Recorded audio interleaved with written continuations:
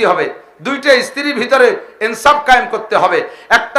একটার বয়স বেশি হয়ে গেছে, সেইটাকে রিজেক্ট বলে বাসবাগানে ফেলাই তুইছো, তার খোঁজ খবর নেও না, ঈদের সময় তার কাপড় দাও না, কোনো সময় তার খবর নেও না, বছরে একটা রাত তার সাথে কাটাও না, আর একটা নতুন বিয়ের 7 তালার পর তারে নিয়ে থাকো, তারে নিয়ে দেশ বিদেশ ভ্রমণ করো, 5,000 7,000 10,000 টাকা দামের 3 পিস তারে কিনে দাও, আর ওই বুড়িরে কিচ্ছু কিনে দাও না। কিয়ামতের ময়দানে এই পার্সিয়ালিটি করনেওয়ালারা এক সাইড পড়া প্যারালাইসিসের রোগীর মতো বেকা হয়ে উঠবা।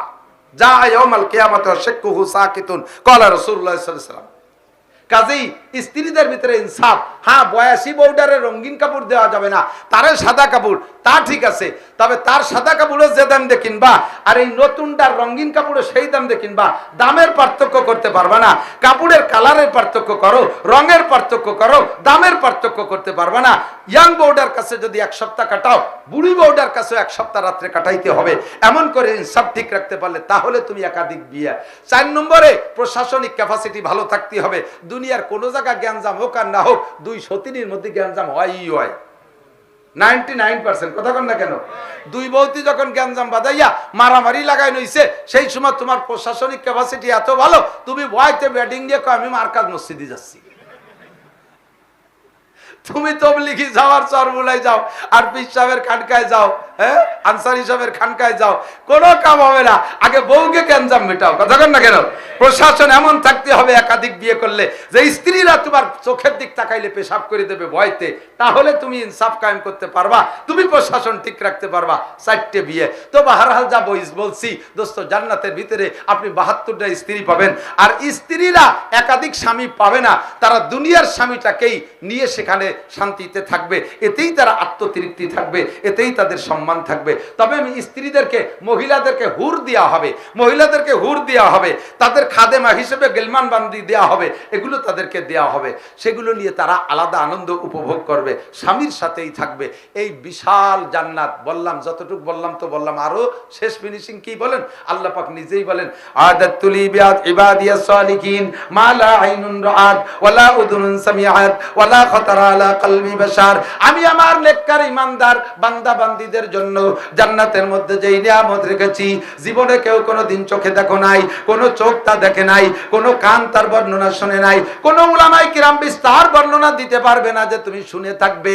এত কিছু রয়ে গেছে জান্নাতের ভিতরে।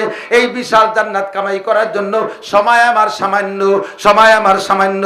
আমাল হায়াতুদ দুনিয়া, এই দুনিয়ার সামান্য জিন্দেগিতে, অল্প জিন্দেগিতে আমারে কামাই করে আমার দিক, অল্প জিন্দেগিতে আমার দুনিয়ার থেকে এই জান্নাত কামাই করতে হবে। জান্নাতে যাবেন? জান্নাতে যাওয়ার মধ্যে আবার ইনশাআল্লাহ, এ জায়গায় ইনশাআল্লাহ না, জান্নাতে যাবই। বলেন যাবই। আমার এ জায়গা কোনো সন্দেহের কিছু না, আমি জান্নাতের প্যাসেঞ্জার, জান্নাতের বাসিন্দা, আমি জান্নাতে যাবই, আমি জাহান্নামে যাব না। ঠিক তো? শেষে আর একটা পুরস্কার একটু না কেউ পাচ্ছি না, মোটে লোভ বানাতেই পাচ্ছি না, মানুষের মধ্যে স্বাদ আসতেছে না জান্নাতে। লাস্ট ফিনিশিং জান্নাতের ভিতরে, শেষ ফিনিশিং জান্নাতের ভিতরে যখন সব জান্নাতীকে জান্নাতে দেওয়া হয়ে যাবে, জান্নাতের একটা পার্ক আছে, ওই পার্কের ভিতরে আল্লাহ পাক রব্বুল আলামিন সমস্ত জান্নাতীকে বসাইয়া বলবে, তোমাদেরকে আজকে একটা মাহফিল আছে, শুনবা? আল্লাহ একটা মাহফিলের ইন্তজাম করবে, শুনবেন সেই মাহফিল? জি আল্লাহ, কিসের মাহফিল? কয় যে গানের মাহফিল না, বাউল গানের মাহফিল না, খাজার দরবার বাবার দরবারের গান হবে না, জারি যাত্রা কড়সা গাজীর গান গুণযাত্রা হবে না, মনির খান আলমগীর মমতাজ রেদিও গাওয়াবো না, এ জায়গা হবে কোরআন শরীফ তিলাওয়াতের মাহফিল। তিলাওয়াত করবে কে? 1 নম্বরে দাউদ আলাইহিস সালাম। তিলাওয়াতের পরে দাউদ আলাইহিস সালাম সূরা তাহা তিলাওয়াত করে শেষে যে টান দিয়ে ছেড়ে দেবে, এই ছাড়িয়ে দিয়ে আর স্বাদ গ্রহণ করবেন 10,000 বছর।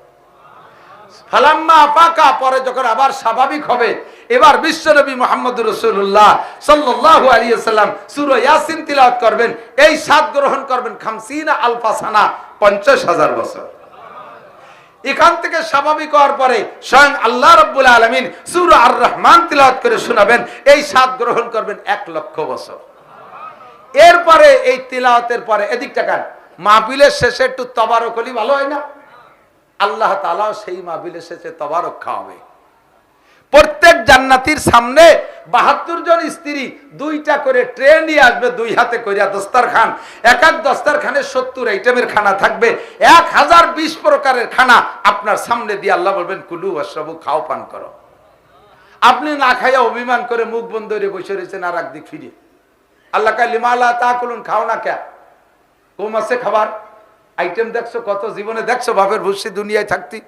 কয় আল্লাহ এ খাবারের আইটেম কম তা না, আমাদের খাদ্যগুদ্য মাহফিলি যে মাওলানা নাসির কইলো এ খানা নাকি তুমি আজকে উঠোই খাওয়াবা, এ তো হুররা দিয়ে গেল, তোমার হাত দেখতেছি না বলে খাচ্ছি না। আল্লাহ বলবেন এক্ষুনি হবে।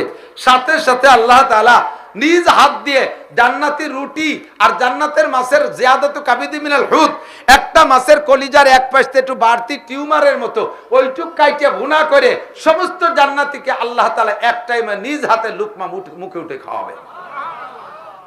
লুকমা মুখে দেওয়ার পরে না সাবাইয়া আল্লাহর দিক তাকায় থাকবে 50 আলফা সানা, 50,000 বছর। কয় খাইস রে কেন, তো মুখে উঠাই দিছি। কয় আল্লাহ খাতি গেলে যদি তুমি হাত সরাই নিয়ে যাও, তোমার হাত দেখবো বলিতে খাবার চাইছি, তোমার হাতের মতো জান্নাতের খানা না, জান্নাতের খানার চাইতে তোমার হাতের মজা 1000 গুণ বেশি, তোমার হাত খান পরান করে দেখে নেই। আল্লাহ পাক 50,000 বছর পর্বে চাবাইয়া খাও, প্রত্যেক শুক্রবারে আমি তোমাদের সাথে দেখা করব। লোভ হয়, লোভ হয়, খাবেন সেই খানা, দেখবেন আল্লাহর হাত। তাহলে এই ছোট্ট জিন্দেগিকে 5 ভাগে বিভক্ত, ছোট্ট জিন্দেগিতে 5টা কাম করতে হবে। রাজি আছেন? সেরেবের তর্জমা, আমার অনেক দূরে মাহফিল, কোনোভাবে এখানে মাহফিল নিতে রাজি হই নেই। আরো রাস্তা তো এখন মোটামুটি বেশ খানিক ভালো হয়েছে, তারপরে 4-5টা পয়েন্টে যা ভাঙ্গাচুর আছে আর অধিক বৃষ্টি নামিয়ে কাদা কাদা হয়ে গেছে, যাইতে সময় লাগবে অনেক সময়, এই জন্য বেশি সময় দিতে পারছি না। মাত্র 5টা কাজ করা লাগবে। কয়টা? 5টা কাজ। 1 নম্বরে নবী বলেন ইগতানিম খামসান কবলা খামসিন, ডান হাতের 5টা পজিটিভ, বাম হাতের 5টা নেগেটিভ। এই 5টা তোমার পক্ষে, এই 5টা তোমার বিপক্ষে। পক্ষের 5টা ধরে নাও, আছে কম বেশ প্রত্যেকের কাছে। এই বিপক্ষের 5টা কেউ পছন্দ করো না, বিপক্ষের 5টা কেউ পছন্দ করো না। 1 নম্বরে বার্ধক্য, বুড়ো হইতে কেউ চায়, কথা কয় না? 70-80 বছরে বুড়ো সেলুনি বসে দেই যে দাড়ি ডবল চার্জ দিয়ে ফোন গইছে দেখতেছে যে বাদে নাকি, আমার সাইতে বেডঙ্গা হয়ে গেছে, গাল বইছে বইছে ভাঙ্গি চুরি গেছে, সেই বুড়ো চামড়ার টাইনি ধরি উল্টো ইটাসটা। এরপরে মাথারে খুব জাকানাকা চুল কাটাইয়া কয় বাবা একটু কালি করে দাও। আমি কই চাচা আয় আমার সামনে, আমি কই এই বয়সে মাথায় কালি এরবেন কে? কয় একটু শ্বশুর বাড়ি যাবো। শ্বশুর বাড়ি যাতে গেলে ইয়াং হয়ে যেতে হয়, বুড়ো অবস্থায় শ্বশুর বাড়ি গেলে ভালো দেখা যায় না। 80 বছরে বুড়ো, সেও কালি মাখায় যুবক হতে চায়। শেখ সাদি রহমাতুল্লাহ রাস্তা দিয়ে হাঁটতেছে, রাস্তার পাশে এক বুড়ির ঝুপড়ি ঘর, বুড়ি ওই উঠোনে আঙিনায় বৈশা, এখন তো যে সবকিছু প্রসাধনিক পাওয়া যায় তৈরি করা, আর সে সময় এসেছিল না, হাড়ির বাসাতে কালি খানিক নিয়ে শস্যের তেল যে মাখাইয়া আয়না ধরে মাথায় মাখাচ্ছে, মানে চুল পাইয়ে সাদা হয়ে গেছে, চুল রে কালা বানায় বুড়ি ইয়াং হবে। বুড়ি থাকতে ভালো লাগতেছে না, এইরকম কুজো হয়ে গেছে, বড়ি বসি হয়ে গেছে। এখন শেখ সাদি কবি মানুষ, ওই দেখা ওই বুড়িরে দেখে হাসতেছে আর বলতেছে, কয় এক বুড়ি বসি রং ঘষি ঘষি কালো করছিল কেশ, এক বুড়ি বসি রং ঘষি ঘষি কালো করছিল কেশ, কহিলাম গো বুড়ি মা তোমার বুদ্ধি তো আছে বেশ, পাকা চুল কালো হইবে হয়তো কালো রং মাখাইলে, কুজপিত তব হবে না কো সোজা হাজারো মালিশ দিলে। ইয়াং হইতে যুবতী অতি তো খালি কালা চুল হলি হবে না, মাজাটাও তো সোজা হতে হবে। তো চুল না কালি মাখায় কালা বানাবা, মাজা সোজার বা কোন মলম দিয়ে? কাজেই খালি কালিতে ইয়াং হওয়া যাবে না। বুড়ি বার শেখ সাদিরে জব দেয়, সিংহের মতো শক্তি সাহস সব হয়ে গেছে গত, কোন মতে আজ বেঁচে আসি ভাই খাকশিয়ালের মতো। সাদি, আমি যখন নতুন বউ হয়ে এই বাঁচতে আসছি, আমার স্বামীর ছাগল এই জায়গা থেকে বাঘে ধরে নিয়েছিল, শীতে বাঘ, আমি সেই সময় দৌড়ে গিয়ে বাঘরে ধরে গলা চিবে ধরে বাঘরে হাতের মধ্যে মারিয়ে ফেলছি, আমার ছাগল কাটিয়ে দিয়েছিলাম। আর বাঘের মুখ থেকে ছাগল কাটতে পারে সিংহ ছাড়া আর কেউ না, আমার সেই সিংহ বডি সব ধীরে ধীরে চলে গেছে, এখন আমি খ্যাকশিয়ালের মতো বসে আছি। তাই তুমি সাদি আমাকে ধিক্কার দাও। তো দোস্ত, ইয়াং সকলেরই হতে মনে চায়, যৌবনকাল সকলেরই ভালো লাগে, বৃদ্ধ লোকের ভালো লাগে না। হুজুর বলেন, ও যুবক, যারা যুবক আছিস, শাবাবাকা কাবলা হারামিক, তোর ওই আখিরাতের বিশাল নিয়ামত পাইতে হলে অল্প জিন্দেগির এই সামান্য সময়টাকে 5টা কাজে লাগা। 1 নম্বরে তোর যৌবনকালে কাজে লাগা। বার্ধক্য আসার আগে, বুড়ো হয়ে গেলে অজু রাখা যায় না, বুড়ো হয়ে গেলে অজু রাখা যায় না। 1 ওয়াক্তের 3 প্রকারের নামাজ পড়তে 3 বার অজু বানানো লাগে। এরকম বুড়ো আছে না নাই? অজু বানাই যে সুন্নত পড়ছে, এরপরে বাই ছুটে গেছে, আবার যাই অজু বানাইছে, ফরজ পড়ছে, অমনি তল বেট কামড় দিয়েছে, পেশাব ধরে রাখতে পারে না, ফরজ পড়ে যে আবার অজু বানাইছা, শেষের 2 রাকাত পড়া লাগে। 1 ওয়াক্তের 3 প্রকারের নামাজ পড়তে 3 বার অজু করা লাগে। এটা হলো বার্ধক্যের সমস্যা। কথা বলেন ঠিক কি ঠিক না? আর যৌবনকালে যদি তুমি সকাল 9টায় গোসল করো, ওই গোসলের যদি তুমি ঈশান নামাজ পড়ে শুতে পারো, এমন সুঠাম বডির অধিকারী যুবক আছে।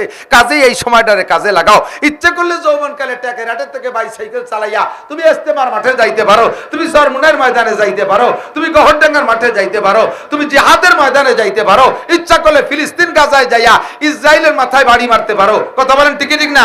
90 বছরে বুড়ো একটা বয়সে সেলেসা শুরু হয়ে গেছে, তারে যদি কয় যে কাকা আপনারা কামান দিচ্ছি, আসেন যুদ্ধ হবে, ওই কাকা সম্ভব? বাবা কামান না, কেড়াইল দিলিও আমার ধরার কায়দা নেই, ঠিক না? তাহলে যৌবন কালে ইচ্ছা করলে শীতের রাত্রে সারা রাত দাঁড়ায় নামাজ পড়া যায়, গভীর রাত্রে উঁচা কোসড়ির নিচে ঠান্ডা পানি দিয়ে অজু গোসল কইরা তাহাজ্জুদ পড়া যায়। আর বৃদ্ধ হয়ে গেলে গরম পানি দিয়ে অজু বানাই দিলেও 1 হাত দোয়ার পরে আর 1 হাতের কাছে যাতে যাতে হাত বেবদ হয়ে যাবে, ভেঙ্গি নিয়েছে, জুড়োই ঠান্ডা হয়ে যায়। যুবক, এই যৌবনটাল কাজে লাগাও, নামাজটা একটু পড়ো, শোনা পড়ো, একটু নামাজ পড়ো। গাঁজা খাইও না, ইয়াবা খাইও না, ফেনসিডিল খাইও না, এগুলো হারাম। জান্নাতি নারীদেরকে, জাহান্নামী নারীদেরকে ল্যাংটা করে পোড়ানো হচ্ছে, আর ওই সময় তাদের শরম গায়ে নারী ভুড়ি পচে পুজ বের হয়। নবী পাক বলে, আমি দেখে আসছি সরাসরি, যেই সকল মানুষরা দুনিয়ায় মদ গাঁজা ইয়াবা এই নিশা খায়, তারা ওই নারীদের শরম গা থেকে বের হওয়া পচা পুজ জিব্বে দিয়ে চেটি খাচ্ছে। যৌবনকালটা একটু ফিরিয়া, শাবাবাকা কাবলা হারামিক, বার্ধক্য আসার আগে যৌবনকে কাজে লাগা। ও মেয়েরা, বার্ধক্য আসার আগে, বৃদ্ধা হওয়ার আগে যৌবনকে কাজে লাগা। নামাজ পড়, কুরআন পড়, পর্দা কর, তিলাওয়াত কর, জিকির কর, শরীয়ত, নিজের সমস্ত শরীয়তের বিধানগুলো একটা একটা করে মেনে চল। শাবাবাকা কাবলা হারামিক। 2 নম্বরে, সিহাতাকা কাবলা সুকুমিক, অসুস্থতাকে কেউ পছন্দ করে না। আপনি কি রোগী হতে চান? মুখে বলেন না, পিছনেলারা, রোগী হতে চান? সুস্থ থাকতে চান না? সুস্থতার সাথে হায়াত চাইবেন। এই এখন যে হালাতে আছি, বলি আলহামদুলিল্লাহ, কম বেশ রোগ সবার মধ্যে আছে, কিন্তু ওই জাতীয় রোগ আর একজনের ভিতরে আমার চাইতে তীব্র আকারে আছে। সে হাসপাতালের বেডে, ডায়াবেটিস 32, জীবনের শেষ নিঃশ্বাসের অপেক্ষায় আছে, সেলেসা শুরু হয়ে গেছে। আমার গ্যাস্ট্রিক, আর একজনের আলসার হয়ে গেছে। আমি গ্যাস্ট্রিক নিয়ে তো এখানে আসতে পারছি, সে তো আলসারের কারণে আসতে পারে নাই। আমি স্ট্রোকের রোগী, তারপর এখানে আসতে পারছি। আর একজন স্ট্রোকের রোগী, সে তো ঘর থেকে বেরোতে পারতেছে না। কাজে আমরা এখানে যারা আসছি, সবাই বলেন কেমন আছেন? একটু বলেন না কেমন আছেন? এর চাইতে বেশি অসুস্থ হওয়ার আগে সুস্থতারে কাজে লাগান, তাহলে আখিরাতের ওই বিশাল নিয়ামত কামাই করা সহজ। কোন কোন কাজে লাগাবেন বলার সময় নাই, ভাই কামরুজ্জামান সাহেব বলবে। 3 নম্বরে, ফেরাগাকা কাবলা সুগুলিক, প্রত্যেকটাই বললে কয় যে একটু ঝামেলায় আছি, ঝামেলা সাইডি টাইডি শেষে একবারে ধরবানি আল্লাহ রে, নামাজ ধরবেন, রোজা ধরবেন, ঝামেলা সাইডিয়ে। আপনি কি জানেন যে আগামীকাল ঝামেলা এর চেয়ে কম না বেশি? মাত্র 1 ঘন্টা আগে প্রধানমন্ত্রী কি জানতো যে 1 ঘন্টা পরে এই ঝামেলা আসতেছে? জানতো না, ঠিক কিনা?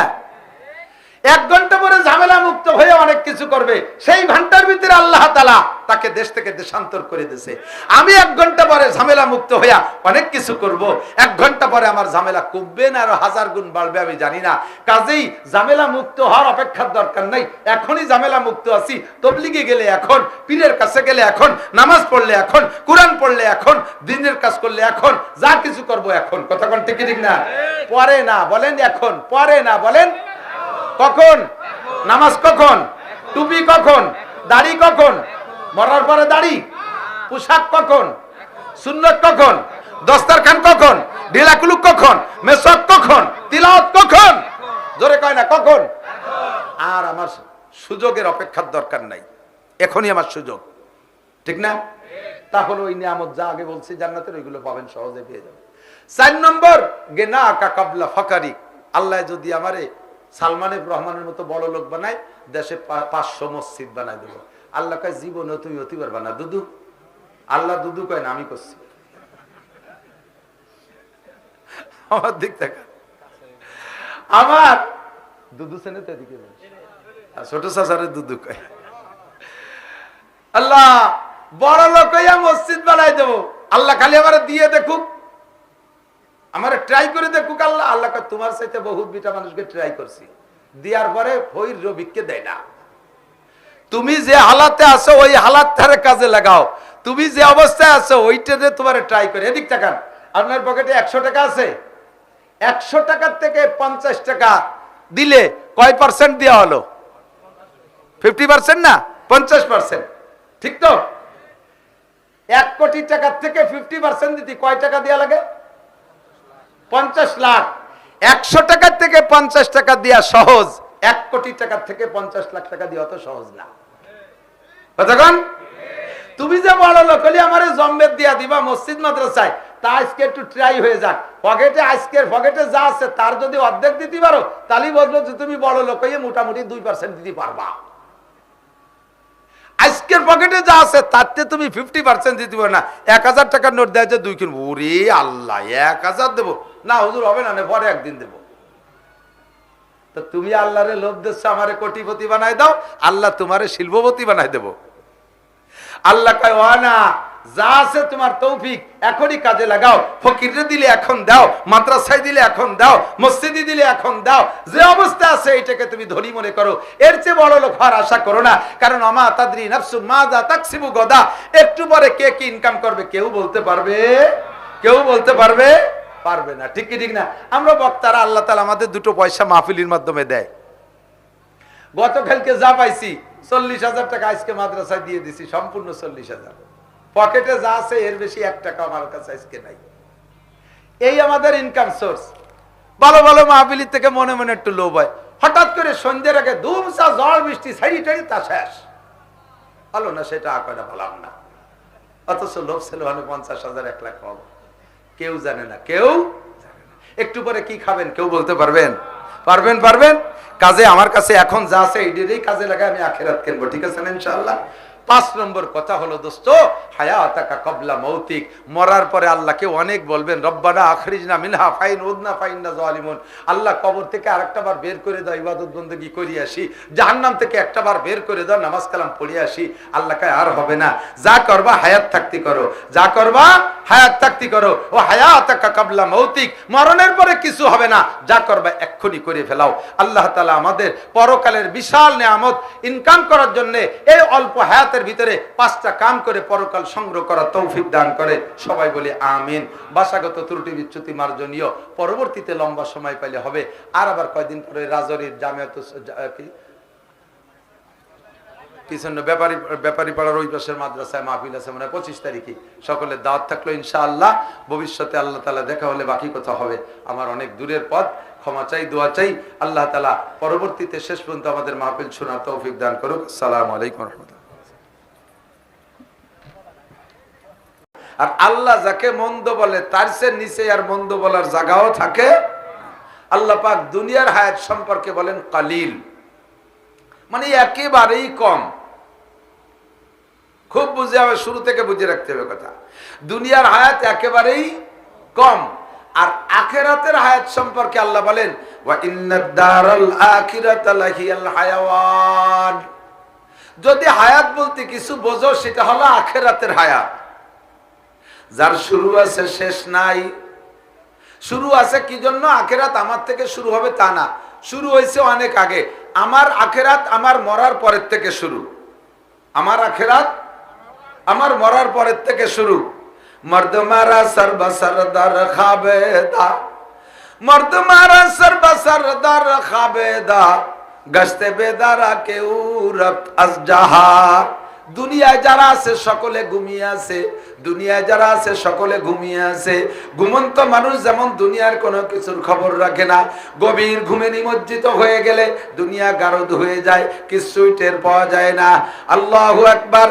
তেমনি আমরা যারা দুনিয়ায় আছি, আমরা পরকাল সম্পর্কে একেবারে বেখবর, ওই জগৎ সম্পর্কে আমার আপনার কোনো খবর নাই।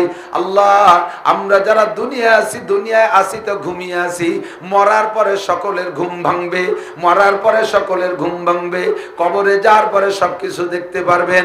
দুনিয়ায় তাইকা দুই কাঁধে দুইটা ফেরেশতা আছে না নাই?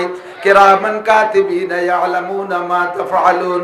সম্মানিত ফেরেশতা কাঁধে বসে লেখে, মা ইয়ালফিজু মিন কাউলিন, আমার যুবক আমার দিক তাকাও, মা ইয়ালফিজু মিন কাউলিন ইল্লা লাদাইহি রাকিবুন আতীদ।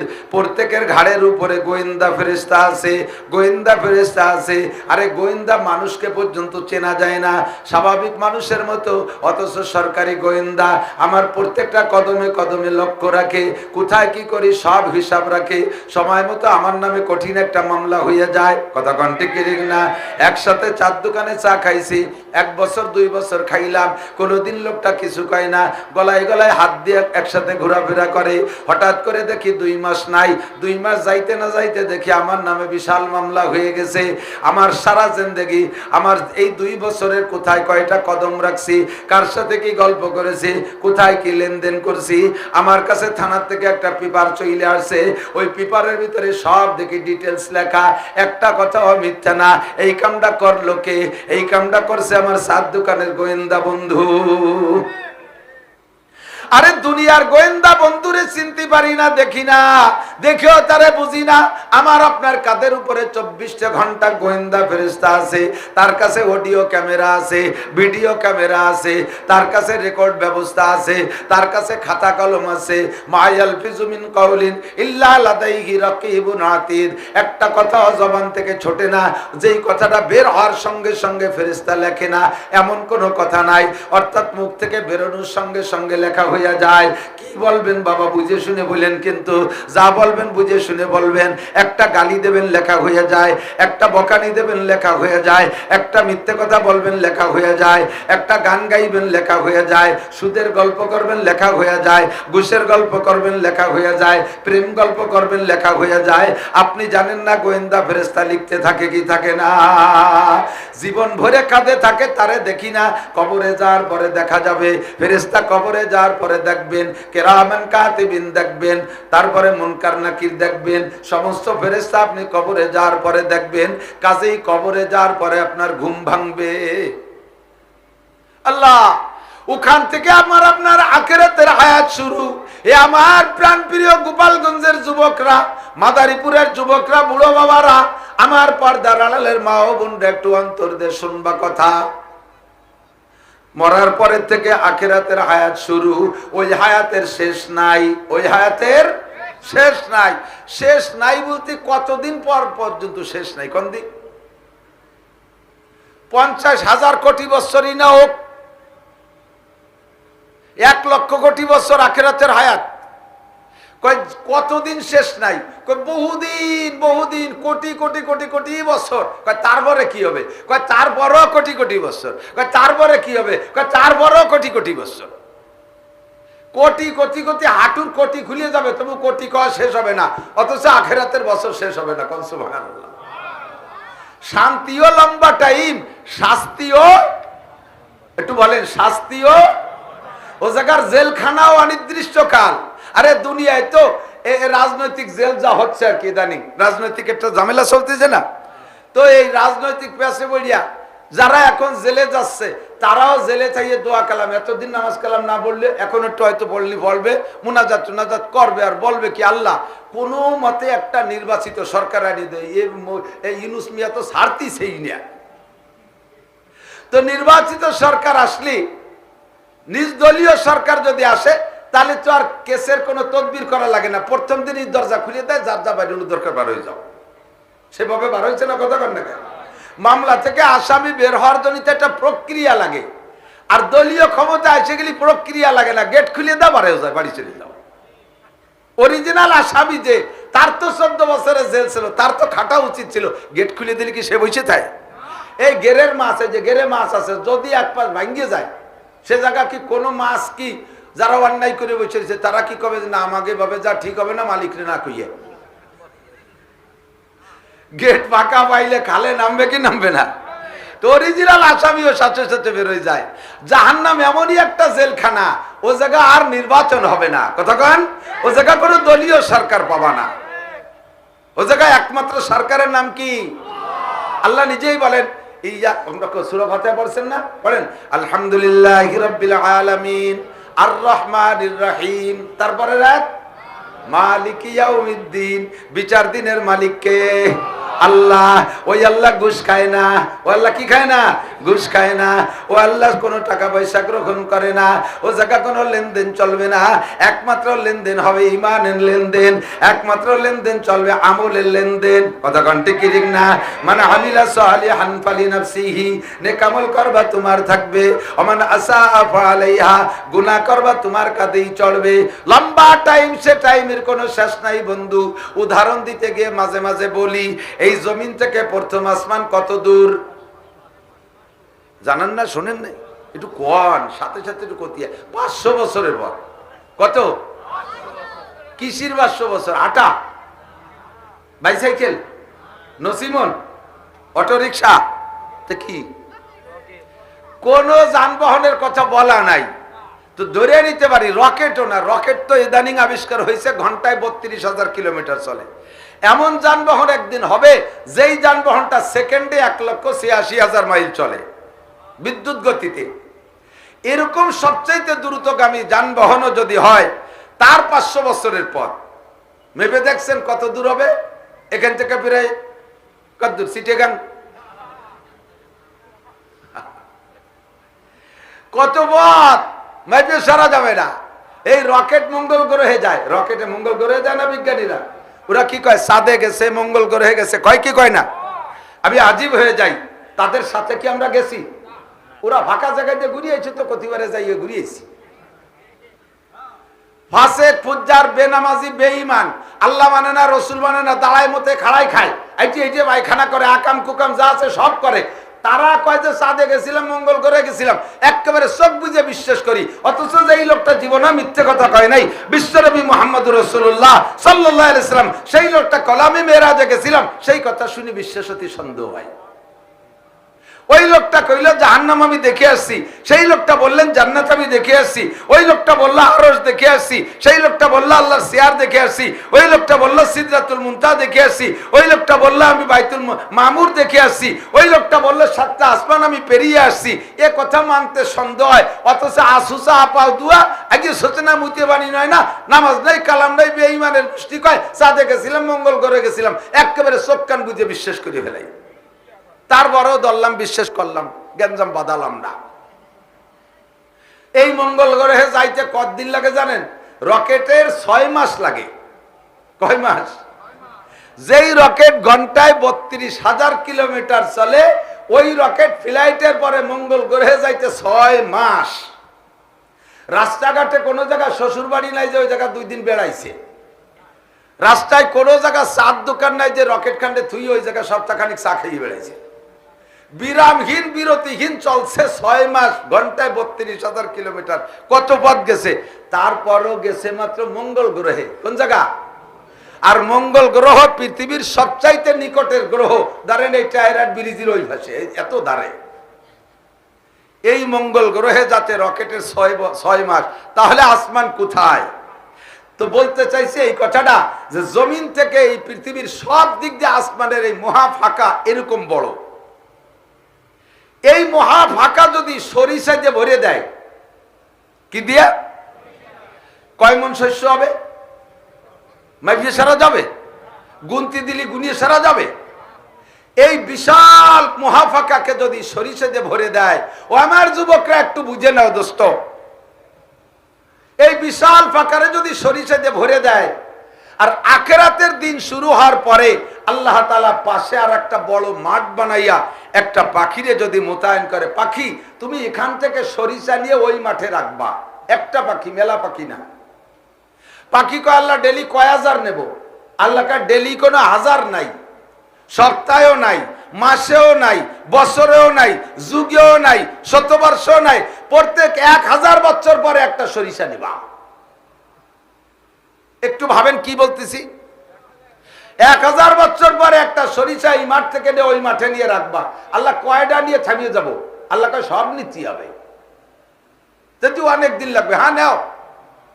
নিতে নিতে নিতে নিতে কোনো না কোনো একদিন এই বিশাল সরিষা ভান্ডার শেষ হয়ে যাবে। 1000 বছর পরে একটা সরিষা নেবে, তারপরে এত বড় বিশাল সরিষা ভান্ডার শেষ হবে, আবার ভরে দেওয়া হবে, আবারও শেষ হবে, আবার ভরে দেওয়া হবে, আবারও শেষ হবে, এমন করে লক্ষবার ভরে দেওয়া হবে। আর নিতে নিতে শেষ করবে, তবু আখিরাতের দিন শেষ হবে না। আমাল হায়াতুদ দুনিয়া ইল্লা কালিল। আরে দুনিয়ার জিন্দেগি একেবারে কম, এখনই শেষ হয়ে যেতে পারে, 2 মিনিটের মধ্যে শেষ হতে পারে, 2 ঘন্টাকের শেষ হইতে পারে। সকাল পর্যন্ত কেউ পাইতেও পারি, নাও পারি, কেউ 5 বছর বাঁচতে পারি, কেউ আরো 50 বছর বাঁচতে পারি। কিন্তু সব মিলে আখিরাতের ওই লম্বা সময়ের সামনে কতটুক সময়? একেবারেই কম সময়। কথা বলি ঠিক কি ঠিক না? এবার এই অল্প সময় আমাকে ইনকাম করতে হবে কি তা কি জানেন? ওই বিশাল লম্বা টাইমে আরামাইশের সাথে থাকবো, জান্নাতি বিশাল নিয়ামত ব্যবহার করব, যেই নিয়ামতের মর্যাদা, যেই নিয়ামতের দাম দিয়ে সারার কায়দা নাই। দুনিয়ার এই নরমাল টাকা দিয়া ওই আখিরাতের জগতের কোনো একটা জিনিস কেনার মতো না।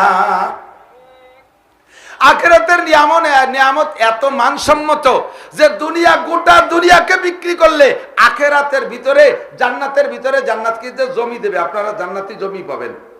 মুখে পড়েন লা ইলাহা ইল্লাল্লাহু মুহাম্মাদুর রাসূলুল্লাহ। এতে যা বলা হয়েছে বিশ্বাস আছে তো? আল্লাহ ছাড়া মাবুদ, আল্লাহ ছাড়া খালেক, কয় না সবাই পিছনে কয় না? আল্লাহ ছাড়া মালিক, আল্লাহ ছাড়া রাজ্জাক, আল্লাহ ছাড়া ক্ষমতা দাতা, আল্লাহ ছাড়া ক্ষমতা লেনেওয়ালা, আল্লাহ ছাড়া সন্তান দাতা নাই। আর মুহাম্মাদুর রাসূলুল্লাহ আল্লাহর রাসূল, ঠিক তো? আর কোন রাসূল লাগবে? গোলাম আহমদ কাদিয়ানীরে নবী হিসেবে লাগবে? ওরে যদি সামনে পাই তাহলে কি দিয়া লাগবে? জুতার বাড়ি। কতক্ষণ ঠিক না? তাহলে আমরা এই কথার পর যারা বিশ্বাস করে কলেমা পড়েছেন, আল্লাহর কসম এক্ষুনি যদি নতুন করে পড়ে থাকেন, আর যারা আগে পড়ছেন তো আগেই, যারা এখন মাত্র সবে মাত্র পড়লেন, আপনার নামে এই দুনিয়ার মতো 10 দুনিয়ার সমান জায়গা দলিল হয়ে গেছে। এবং এই জমিনটার মান কত, কত দামি জমি। আপনাদের এই টাকেরাটের এসব জায়গাতে জমির দাম কেমন তা জানি না। আমাদের গ্রামের ভিতরে একেবারে আগাইনিয়ে বাগাইনিয়ে জমি, তাই 4 লাখ 5 লাখ টাকা শতাংশ। আর এ জায়গা 10-15 লাখ টাকা শতাংশ। আর জান্নাতের জমির দাম কেমন? দুনিয়ার আর একটু জমির দাম শুনি। মক্কায় গেছেন যারা, হাজী সাহেব যারা গেছেন, কাবাগরের আসতে আসতে যে জায়গাগুলো, যে বড় বড় বিল্ডিং, এই সমস্ত জায়গা এখন কিনা বেচা হয় না। কোম্পানিরা, আগের মালিকরা বড় বড় বিল্ডিং বানায় রেখে গেছে, ওই বিল্ডিং সরকার জায়গা কিনে নিয়ে ভেঙে চুরে ফেলাচ্ছে। তাতে তাদের কি পরিমাণ জায়গা দেওয়া লাগে জানেন? তুলনামূলক হিসাবে 1 বিঘে জায়গা কিনতে 1 বিঘে স্বর্ণ লাগে। 1 ফুট জায়গা কিনতে 1 ফুট স্বর্ণ লাগে। এমন দামি জমি মক্কায়। কিন্তু দোস্ত, জান্নাতের জমি কেমন হবে জানেন? আপনার হাতে জান্নাতে যাওয়ার পর একটা ছড়ি দেওয়া হবে, একটা লাঠি। ছড়ি কয় তো, এই যে মুরব্বীরা একটু বয়স হলি যারা সম্ভ্রান্ত, আড়ের লাঠি ব্যবহার করে না হাতে, ওই আড়ের লাঠির মাটিতে রাখলে ওর নিচে কয় কাঠা জমি লাগে? বোঝে নাই কথা। একটা হাড়ের লাঠিরে মাটিতে রাখলে ওই লাঠির 7 তলে কয় বিঘে জমি? 1 ইঞ্চির 4 ভাগের 1 ভাগ। জান্নাতের ভিতরে একজন জান্নাতি মানুষের হাতের লাঠিটা মাটিতে রাখলে যতটুকু জায়গা দখল করবে, ওই জায়গাটার দাম দুনিয়ার মধ্যে যা কিছু আছে 10 বার বিক্রি করলেও হবে না। আর এই জমি কিনতে জন্য আপনার টাকা লাগবে। কি লাগবে? দুনিয়ায় কারো বাড়ি সোনার উপর ইটের বিল্ডিং নেই। আছে আমাদের? আছে কের? প্রধানমন্ত্রী ছিল, প্রেসিডেন্টের ছিল, ইউনূস মিয়া এত টাকার মালিক ওনার আছে। বাংলাদেশে কের নাই। সবচাইতে ছোট্ট জান্নাত যে পাবেন, সবচেয়ে ছোট বিল্ডিং যে পড়ছেন আলহামদুলিল্লাহ, একবার পড়ে ফেলে একটা বিল্ডিং বানাই, বিসমিল্লাহির রহমানির রহিম, আলহামদুলিল্লাহি রাব্বিল আলামিন আর রহমানির রহিম মালিকি ইয়াউমিদ্দিন ইয়্যাকা না'বুদু ওয়া ইয়্যাকা নাস্তাঈন ইহদিনাস সিরাতাল মুস্তাকিম সিরাতাল লাযীনা আন'আমতা আলাইহিম গায়রিল মাগদুবি আলাইহিম ওয়ালাদ-দাল্লিন। পড়তেছি আর আমি হাসতেছি, আমার একটা মজা লাগতেছে। বিসমিল্লাহ কোরআন শরীফের এক আয়াত, সূরা ফাতিহা আছে 7 আয়াত। এখনই আমরা বিসমিল্লাহ সহ সূরা ফাতিহা পড়েছি। আল্লাহর কসম, এই মুহূর্তে পড়নেওয়ালা আমলনামায় জান্নাতের মধ্যে একটা ইট স্বর্ণের আর একটা ইট রূপা দিয়া 8 তলা বিশিষ্ট একটা বিল্ডিং বানানো হয়ে গেছে। কয় যে মিস্ত্রি কারে ভাটালেন এই বিল্ডিং বানাতে? তোর আব্বারে ভাটাইছি। যদি কেউ কয় তাহলে কবে তোর বাপরে ভাটাইছি। আমেরিকাতে টাকা দিলি যদি বাংলাদেশে বিল্ডিং হয়, আমি ট্যাকের হাটেতে আলহামদুলিল্লাহ ভরি দেবো। বেস্টের মধ্যে বিল্ডিং হতে পারে কি পারে না? তোর বিশ্বাস না, তুই ভরিস না। এক খতম পড়বেন কোরআন শরীফ, 6666 তালা দালান। কন্যা সুবহানাল্লাহ। এ দালানে কয়টা ইউনিট জানেন? গেট দিয়ে ঢুকেই একটা, ডান্ডিবামে 2টে, 3 ইউনিট। আজীব হয়ে যাবেন। আপনার দুনিয়ায় যত আত্মীয় স্বজন আছে, আব্বা, মা, দাদা, দাদি, নানা, নানি, শ্বশুর, শাশুড়ি, ফুফো, ফুফি, খালা, খালু, মামা, মামি, ভাই, বোন, ভাবি, ভাই বেটা, ভাগ্নে, ভাগ্নি, উস্তাদ, শাগরেদ, ছাত্র, বন্ধু, কর্মজীবনের সাথীরা, যত মানুষ দুনিয়ায় ভালোবাসার ছিল, যার সাথে একদিন বসে চা খাইছেন হাসি হাসি খুশি খুশি, এই সব মানুষ যদি জান্নাতে যায়, আর এরা যদি আপনার বাড়িতে বেড়াতে আসে, জান্নাতের বাড়িতে বেড়াইতে আসে, তাহলে একতলার ভিতরে যেই রুম থাকবে আর কক্ষ থাকবে, প্রত্যেককে এক একটা রুম দেওয়ার পরেও একতলায় আরো রুম অবশিষ্ট থাকিয়া যাইবে। আর বাকি তো রয়ে গেছে সব কয় তালা। কদি এত বড় বিল্ডিং এর মধ্যে একা একা ভয় ভয়ে মরি যাব না? দুনিয়ায় যদি তোমার 50টা বাড়ি বসো, ঘুমায় তো মাত্র 3.5 হাত খাটে, 50টা বাড়ি বানাইছে ইটালি, অস্ট্রেলিয়া, আমেরিকা, কানাডা। বাংলাদেশের শোকালারা কানাডা বাড়ি বানাইছে, কথা কয় না? বড় বড় নেতারা কানাডা বাড়ি বানাইছে, শোকালাকে ভাত নাই। তো সারা দুনিয়া জুড়ে বাড়ি বানাইছে, থাকো এক বাড়ি, তাতে তোমার ভয় লাগে না? জান্নাতের ভিতরে মানুষের অভাব হবে না। আরে প্রথম দিন পুরুষরা স্ত্রী পাবেন 72টা। কন্যা সুবহানাল্লাহ। আমি এই জান্নাতের কথাগুলো কেন বলছি, নিয়ামতগুলো হিসাব রেখেন কি কি বলি। এত বড় বড় দামি নিয়ামত কিনতে কয় টাকা লাগবে? সেই টাকা কামাই করার জায়গা হলো দুনিয়ার অল্প একটু হায়াত। এই বিশাল বিল্ডিং, যারা 10 খতম কোরআন শরীফ পড়বেন, আমার পাবলিক বাবারা এদিকে আসেন, পাবলিকরা এদিকে আসেন, আপনাদের জন্য একটা সুখবর আছে। হুজুর, হাফেজ সাহেব, মৌলানা সাহেব, ইনরা 1 খতম কোরআন পড়লে এনাদেরকে জান্নাতে একটা বিল্ডিং দেওয়া হবে। আর আপনারা পাবলিকরা যদি 1 খতম পড়েন, আপনারা 2টা বিল্ডিং দেওয়া হবে। আল্লাহ ভার্চুয়ালিটি কেন করবে? ভার্চুয়ালিটি না, ফেরেশতারা যারা নেকি লেখে, সাধারণ পাবলিক একজন কোরআন শরীফ পড়ার সাথে সাথে আল্লাহ বলেন লাহু আজরান। হাদিসের ইবারত, নবী পাক বলেন তাকে ডবল নেকি দান করা হয়। কোন পাবলিক মহিলা কষ্ট করে যদি 1 খতম পড়ে, আল্লাহ তাআলা তাকে 2 খতম পড়ার সওয়াব দান করে। তাকে জান্নাতের মধ্যে 2টা বিল্ডিং দেবে, বড় বিল্ডিং। হাফেজ হওয়া লাগবে না। আর একটা কথা বুঝে নেন, হাফেজ হওয়া লাগবে না, শুধু দেখে পড়লেই আপনি 6666 তালা দালান পাবেন। শর্ত হলো কোরআনের সমস্ত বিধানকে আমল করার প্রতিজ্ঞা নিয়ে বসতে হবে। তিলাওয়াত করবেন এমনি, কিন্তু আমল করবো উলামায়ে কিরামের কাছ থেকে শুনে শুনে, মাসলা যেটা আছে সেটা আমল করব। এই নিয়ত আছে তো ইনশাআল্লাহ? একটু পাক্কা নিয়ত করেন, আছে তো নিয়ত ইনশাআল্লাহ? আমল করব, এটা আমি কোরআন বুঝি না, আমি তরজমা বুঝি না, তাফসীর বুঝি না, আমি রিডিং পড়তে পারি, তো রিডিং পড়ার বদৌলতে নেকি। আবার অনেকে কয় কোরআন শরীফ তরজমা বুঝে না বললে নেকি হয় না। তোমার শিয়াইছে কোন সোর? ক্বালা রাসূলুল্লাহ সাল্লাল্লাহু আলাইহি ওয়াসাল্লাম মান করা হারফা মিন কিতাবিল্লাহ ফালাহু হাসানা ওয়াল হাসানাতু বিআশরি আমসালিহা। নবী পাক বলেছেন কোরআন শরীফের থেকে একটা হরফ পড়লে 10 নেকি। একটা হরফের কোনো তরজমা আছে? তরজমা না বুঝে বললি যদি নেকি না হয়, নবী বলেন 1 হরফে 10 নেকি। তুমি বলো হরফের তরজমা কি? তাহলে হরফের যদি তরজমা না থাকে, তা পড়লে যদি 10 নেকি হয়, তাহলে কোরআন শরীফ এমনি পড়লে নেকি হবে কি হবে না? ওই কথা যারা বলে তারা সাধারণ পাবলিককে কোরআন তিলাওয়াতের থেকে বিচ্ছিন্ন করার একটা অপকৌশল। কারণ তরজমা না বুঝলি নেকি হবে না, খালি খালি গাম ছুটাইয়ে ভুড়ি লাভ কি? আর আমার দ্বারা এই বুড়ো কালে তরজমা শেখাও সম্ভব না, কাজীও থাক পড়ি থাক। কেসা কৌশল চিন্তা করতে পারেন। তাহলে কোরআন শরীফ আপনি স্বাভাবিকভাবে তিলাওয়াত করলে 1 খতমে আপনারা পাবলিকরা 2 খতমের নেকি পাবেন। আর হুজুররা ভাবে এক খতমের নেকি, কারণ হুজুর পড়ে তুরবুর তুরবুর করে, একটু কষ্ট হয় না। 1 ঘন্টায় 3 পারা ভর্তি পারে মোটামুটি আলেম যারা, হাফেজরা আরো একটু বেশি পারে।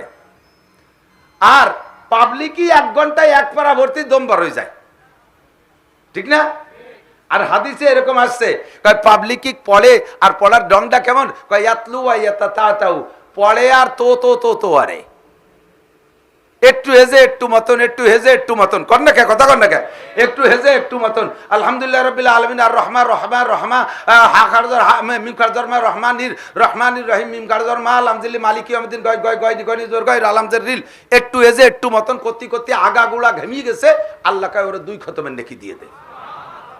তিলাওয়াতের 1 খতম আর গামার জন্য আর 1 খতমের নেকি। আর হুজুর বলছে ওনার কোনো জায়গা গামে নাই, কাজেই খালি ওনারে 1 খতমের নেকি দাও। ইকালু লিসাহিবিল কুরআন ইকরা ওয়ারতাকি ওয়ারাতিল কামা কুনতা তুরাতিলু ফিদ দুনিয়া ফা ইন্না মানজিলাকা ইনদা আখিরি আয়াতিন তাকরাউহা, পড়তে রহো চড়তে রহো।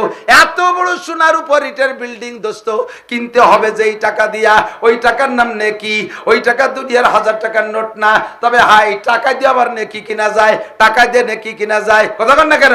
টাকা দিয়ে ডলার কিনা যায়, টাকা দিয়ে 120 টাকা দিলে $1 দেয়, 32 টাকা দিলে একটা রিয়াল দেয়। তোমাকে ওই রকম টাকা দিলে আল্লাহ তাআলা নেকি দেয়। মান জাবিল হাসানা ফালাহু আশরু সালিহা, যে আমারে 1 টাকা দেয় আমি তারে 10 টাকার নেকি দেই, যে আমারে 1000 টাকা দেয় তারে 10,000 টাকার নেকি দেই, যে আমারে 1 লাখ টাকা দেয় 10 লাখ টাকার নেকি দেই। একটু কন্যা সুবহানাল্লাহ। বিশাল আখিরাত ও দোস্ত, তার ভিতরে 4টে নদী হবে। প্রত্যেকের জান্নাতে 4টে নদী। কয়টা? 4টে নদী। একটা হলো আমাদের এই নদী, আর একটা মধুমতি, আর একটা গড়াই, পদ্মা মেঘনা যমুনা। এই নদী না, লাবিনাতুম মিন ফিদ্দা, কি বলা হয়, লাবানান খালেসা, 1 নম্বরে দুধের নদী, তাও ফ্রেশ দুধ, টেকেরাট বাজারের ভেজালি দুধ না। এদিক দুধের মধ্যে পানি মিশাই না, আর নড়ালির ওইদিক দুধই পানি মিশাই না, পানিতে দুধ মিশাই। মানে যে আড়িতে ধোয়াবে ওর মধ্যে আগে পানি নিয়ে তার মধ্যে ধোয়ায়। ওরা শুনছে যে দুধই পানি মিশানো হারাম, পানিতে দুধ মিশানো হারাম, তা তো কই নেই। এই জন্য পানিতে দুধ মিশাই, দুধই পানি মিশাই। দুনিয়ার দুধের ভিতরে ভেজাল। বাজারে দুধ নিয়ে বাড়ি নিয়ে ছাকবেন, দেখবেন যে দুধ চলে গেছে হাড়িতে, ছাকনির মধ্যে চিংড়ি মাছ পটাশ পটাশ করে ভালায়। এ শয়তান দুধ বেচতে আসার পথে খালের মধ্যে জগ সহ সুপ নিতেছে, সে কচড়ির শিকড়ের মধ্যে মাছ চলে গেছে।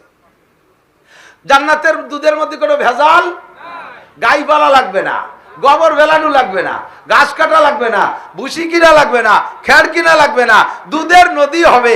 আর কের নদীর থেকে কেউ দুধ খাবে না, যার যার নদীর দুধ তাকেই দেওয়া হবে।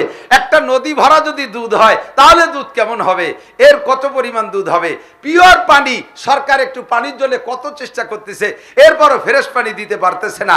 আপনার পানি হবে মা আন তাহুরা, আল্লাহ নিজেই বলেন পবিত্র পরিচ্ছন্ন পানি। প্রত্যেকের জান্নাতের মধ্যে একটা নদী হবে, লাবানান খালেসা মা আন তাহুরা শারবাতান সায়গাল লিশারিবিন, শরবতের নদী হবে। দুনিয়ায় তো রমজান মাসে 1 বালতি চিনির মধ্যে একটু পানির মধ্যে চিনি গুলাইয়া 2 মুঠি রুয়াবজা দিয়ে একটু লাল লাল হলিয়ায়, তাই সেই ইফতারিতে সেহরি পর্যন্ত কয় বাবুটা মগ ভরে খাতি তালে থাই আল্লাহ। আর জান্নাতের ভিতরে এই শরবত আল্লাহ নিজের হাতে বানানো শরবত, কন্যা সুবহানাল্লাহ। আর এর প্রত্যেকের জান্নাতে শরবতের নদী হবে। সিঁড়ির পর বসে খাবেন আর মাথায় ডালবেন, কেউ ঠেকাবে না। এই জন্য আম পাড়তি কাঁচা দিয়ে উঠা লাগে, নারকেল পাড়তি কাঁচা দিয়ে উঠা লাগে। বেস্তের মধ্যে কাঁচা দেয়া দিই নাই, গোড়া উপর দিক মাথা নিচের দিক হাতের দ্বারে নাকের দ্বারে ফল, খালি কামড়াবা আর ছিড়বা আর খাবা। কিরম লাগতেছে কঞ্জিতেই মনে হয় যে এখনই ডুবে পড়ি। হুজুর যখন জান্নাত বয়ান করতেন তখন এমনই একটা হালাত হইতো যে হুজুরের চোখের সামনে জান্নাতের বিবরণ সম্পূর্ণ হুজুর বলতেন, আর জান্নাতটা জিবরাইল চোখের সামনে ধরতেন। একদিন এভাবে বয়ানের ভিতর দিয়ে হুজুর বারবার হাত বাড়ায়, আবার খালি হাতে ফিরে আসে। সাহাবী বলে, হুজুর এই হাত বাড়ান কেমন যেন, কি ধরেন আবার ফিরে আসেন? কয় যে আমি ধর এই জান্নাতের ফলের কথা বলতেছিলাম, জান্নাতি হুরদের কথা বলতেছিলাম, তখন এরা সব আমার হাতের নাগালে চলে আসছে। তো মনে করলাম একটা ফল ছিঁড়ে রাখি, তোমাকে খাওয়াবো। যখনই হাত দেয় জিবরাইল টাইম দিয়ে সরাই নিয়ে যায়। কয় যে হুজুর এই বলে দেন, বিশ্বাস করুক, মরার পরে জান্নাতে যে খাবে, এখন এই ফল ছিঁড়ে খাওয়ানো যাবে না।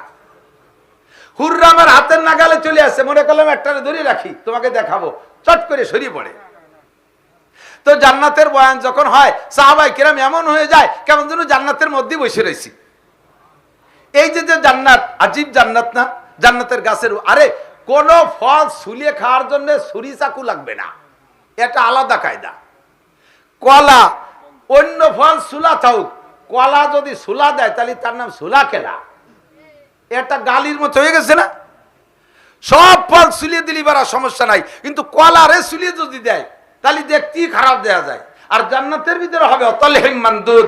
তলহিম মানদুদ মানে চাকা চাকা সকড়া সকড়া কলা, এবং এই কলার গায়ে কোনো খুশা হবে না। কয় খুশা না হলে তো মাছিটি নষ্ট করে ফেলবে, জান্নাতের মধ্যে মাছিই নাই। কন্যা সুবহানাল্লাহ। তাহলে এমন সুন্দর পরিপাটি নিয়ামত পাইতে কত টাকা লাগবে, সে টাকা জোগাড় করার ব্যবস্থা শিখিয়ে দেবে একটু পরে। এখন টাকা কামাই করা লাগবে কি লাগবে না? জান্নাতের এই নিয়ামত কিনতে টাকা লাগবে। দুনিয়ার একটা বউ বিয়ত্তি, তাই 5, 7, 10, 20 লাখ, যে যেমন ব্যক্তি তার সেইরকম খরচ। কতক্ষণ না? বড় বড় লোকদের ছেলে মেয়ের বিয়েতে কোটি কোটি টাকা খরচ করে, হেলিকপ্টারে বরযাত্রী নেয়, বিমানে বরযাত্রী নেয়, লন্ডন যাইয়ে বিয়ের বাজার করে নিয়ে আসে, কত টাকা খরচ হয় একটা বউ বিয়ে করতে। আর জান্নাতের ভিতরে প্রথম যেদিন পুরুষরা ঢুকবেন, আপনাদের প্রত্যেককে 72টা করে স্ত্রী দেওয়া হবে। না আমি আর কব না জান্নাতের। সুবহানাল্লাহ, জোর দেখছেন? ভয় পেয়ে যাচ্ছে যে অত বউ বাড়ি আসলে পরে বাড়ি তো টিকতে পারবো না। কোনো ভয় নাই। দুনিয়ায় আমার এক চাচা 2 বিয়ে হচ্ছে, 2 বোর দাবড়ে চাচা বাড়ি থাকতে পারে না। আরে 72টা বউ বাড়ি ঢুকলি পারে আমার তো ঘুমই হবে না, কোনো চিন্তা নাই। বুখারী শরীফের মধ্যে আসছে, এই 72 জন স্ত্রী আপনাকে কোমর দুলাই দুলাইয়া, মাজার দুলাই দুলাইয়া, বডি নাচায় নাচাইয়া, মিষ্টি কণ্ঠে আপনাকে গান গেয়ে গিয়ে শোনাবে। গানটা শুনলেই বুঝবেন যে তারা আপনার সাথে গ্যাঞ্জাম করবে কি করবে না। তারাও নিজেদের মধ্যে গ্যাঞ্জাম হবে কিনা আপনি শুনলেই বুঝবেন। নাহনুল খালিদাতু ফালা নাবিদু, জান্নাতি হুরদের গান। নাহনুল খালিদাতু ফালা নাবিদু, নাহনুন নাইমাতু ফালা নাবআসু, নাহনুর রাদিয়াতু ফালা নাসকাতু, তওবা লিমান কান লানা ওয়া কুন্না লাহু। আমরা চিরস্থায়ী কোনদিন বৃদ্ধ হব না, আমরা চিরকুমারী কোনদিন বৃদ্ধ হব না, আমাদের বয়স বাড়বে না, আমাদের চামড়া ঝুলে যাবে না, শরীর ঢিলাঢালা হবে না, অঙ্গ প্রত্যঙ্গ বেমানান হবে না, আমাদের চুল কোনদিন পাকবে না, আমাদের শরীরের রং কোনদিন ডিসকালার হবে না। নাহনুল খালিদাতু ফালা নাবিদু, নাহনুন নাইমাতু ফালা নাবআসু, থাকবো চিরকাল আপনার সামনে, কোনদিন আমরা হারিয়ে যাব না। নাহনুর রাজিয়াতু ফালা নাসকাতু, আপনার সাথে আমাদের কোনদিন গ্যাঞ্জাম হবে না। ওগো প্রিয় স্বামী, আমরা আপনার পর চিরকাল সন্তুষ্ট থাকব, আপনিও আমাদের পর সন্তুষ্ট থাকবেন। তুবা লিমান কানা লানা ওয়া কুন্না লাহু। আরে আমরা এবং আপনারা উভয় বড় ভাগ্যবান, আপনাকে পেয়ে আমরা খুশি, আপনিও আমাদের পেয়ে খুশি, আমরা উভয় বড় ভাগ্যবান। স্ত্রীদের ভিতরে কোনো গ্যাঞ্জাম হবে না। এবং প্রত্যেক মাসে প্রথম দিন পাইছেন 72টা, এ বিয়ে করতে 4 পয়সা লাগবে না। এ 72 বউ বিয়ে করতে 4 পয়সা লাগবে না। একটু কবেন না সুবহানাল্লাহ। আল্লাহু আকবার। জান্নাতের নিয়ামত। এই স্ত্রীদের ভিতরে আবার কয়েকজনের গল্প শুনে নেন, আরো আশ্চর্য হবেন। হুজুর বলেন, লাউ বাদাকাত ফিল বাহরে লাকানাত আহলা মিনাল আসাল। যদি এই জান্নাতি হুররা একজনের মুখের থেকে 1 ফোঁটা লালা, একজন জান্নাতি হুরের মুখের থেকে 1 ফোঁটা লালা দুনিয়ার কোন পানিতে ফেলে দিত, সারা দুনিয়ার সমস্ত পানি মধুর চাইতে মিঠে হয়ে যেত। তালিকন্দি যুবকরা কয়, তাই তো বেসতে যে খালি এই স্ত্রীকে না আলি খাবো আমরা। খাইও দুনিয়ায়, তবে শর্ত হলো দুনিয়ায় যা গাঁজা বা ভেন্সিলিন হিরোইন যারা খাইছো, ওই বোন না লোকও ভালো জুটবে না। জিব্বেটারে আগে দুনিয়াতে সাফ করে যাইও। মহিলারা মনে মনে কষ্ট পাচ্ছে, আল্লাহ বিটারা পুরুষটা জান্নাতে যে প্রথম দিন 72 স্ত্রী, এরবার আর একটু কয়ে নেই, মহিলাকে লোভ আর একটা বাড়াই দিয়ে নেই। জান্নাতি পুরুষরা প্রত্যেক মাসে একটা বাজারে যাবে, বাজারটার নামই বউ বাজার। ও জায়গা কোনো কসমেটিক্স আর অন্য কোনো কিছু না, শুধু বউ আর বউ। এক একজন জান্নাতি পুরুষে ওই জায়গা যাইয়া মাসে একবার 1000 করে বিয়ে করে নিয়ে আসবে। কন্যা সুবহানাল্লাহ। মহিলারা কয় আমরা কয়টা স্বামী পাবো, তা তো কয় না। দুনিয়ায় যেমন একজন মহিলার একাধিক স্বামী হওয়া সুনাম না বদনাম? আলি কথা কয় না রে। কোন সুঠাম বডি, ওই যে তসলিমা নাসরিন বিশ্ব খান্নাস দাইয়ুস বেশ্যা, সে কয় যে পুরুষরা যদি 4 স্ত্রী গ্রহণ করতে পারে, আমি মহিলার সুঠাম বডির অধিকারী, আমি কেন পারবো না? যা তোর যে কটা দরকার নিয়ে খাইয়ে যা। সাড়ে শয়তান কোয়ানা, দেশের মাইয়েকে নষ্টই ফেলাইছে, সিলি বিলি সব শেষ করে দিচ্ছে সাড়ে শয়তান। মহিলা যত বড় সুঠম বডির অধিকারী হোক না কেন, একজন মহিলা একটা স্বামীর বেশি ব্যবহার করতে পারবে? বিদ্যমান একটা স্বামী, এটা মরে যাক আবার বিয়ে করো, এটা তোমার ছেড়ে দিক আবার বিয়ে করো, কিন্তু উপস্থিত থাকবে কয়টা? আর একজন পুরুষে কয়টা বিয়ে করতে পারে? 4টে বিয়ে করতে পারে। কয়টা? কয়টা? কয় না, ভয় পাইতেছে। কয়টা? আরে বিটিকে মাতুবাড়ি শেষ, বিয়ে করবেন কয়টা? 4টে। 4টে বিয়ে করার অনুমতি আছে, শর্ত 4টে। থাকলে বিয়ে করেন, না থাকলে একটা নিয়ে দোয়া দরুদ পড়েন। 1 নম্বরে শারীরিক শক্তি ভালো থাকতে হবে। আপনার শরীরের অবস্থা এত ভালো, কিছুক্ষণ বসে তাই উঠে দাঁড়ানোর পরে গোনো টিবরি মারে আর কয় যে সোহে নূর দেখতেছি, মানে জুনি জলে উনি নূর দেয়, তুমি 2 বিয়ের দাঁড়ও যাবা না। 2 নম্বরে ইনকাম সোর্স ভালো থাকতে হবে। বউ পালা মানে হাতি পালা, দিন বইরে ভ্যান চালাইয়ে 500 টাকা কামাইয়ে রাত্রি বাসবাগানে মুনাজাত পার্টির সাথে বসে গেছো তাস খেলতি, ফজরের আগে টাকা পয়সা সব হারিয়ে গেছো, গামছা বড়ায় ছেড়িয়ে দিয়েছে। বাড়ি গেলি পরে একাধিক বউ দাড়ি ছিঁড়িয়ে বেলায় দেবে, চাইল ডাইল কই, কাজেই তোমার জন্য একাধিক বিয়ে না, ভালো পয়সা কামাইতে হবে। 3 নম্বরে ইনসাফি মিজাজ। জিব্রাইল আর মিকাইল আলাইহিম আসসালাম 2 জনকে পাঠিয়েছে। 2 জন যাইয়া এই পুরো কওমের 2 পাশ দিয়ে মাটির নিচে ডানা ঢুকাই দিয়া সম্পূর্ণ মাটিটাকে ওই কওম সহ আকাশে উঠাই নিয়ে গেছে। আসমানে আল্লাহ তাআলা ফেরেশতা মোতায়েন করে রেখেছেন, আসমানি সৈনিক, তাদের প্রত্যেকের হাতে এক একটা করে বোমা, নাম ঠিকানা সহ, যাকে যেটা মারবে তার নামে সেটা আসমানে নিয়ে একেবারে উপযুক্ত ধুলাই দিয়ে চূর্ণ বিচূর্ণ করে তাদের ওই জমিনটাকে সম্পূর্ণ উল্টাইয়া মাটির নিচে ডাবাই দিছে। শেখ ফরিদুদ্দিন আত্তার রহমাতুল্লাহ আলাইহে শেরের মধ্যে বলেন, খুদাবন্দে কে হাঙ্গামে সাহার, খুদাবন্দে কে হাঙ্গামে সাহার, কর দে কওমে লুতেরা জের ও জবর।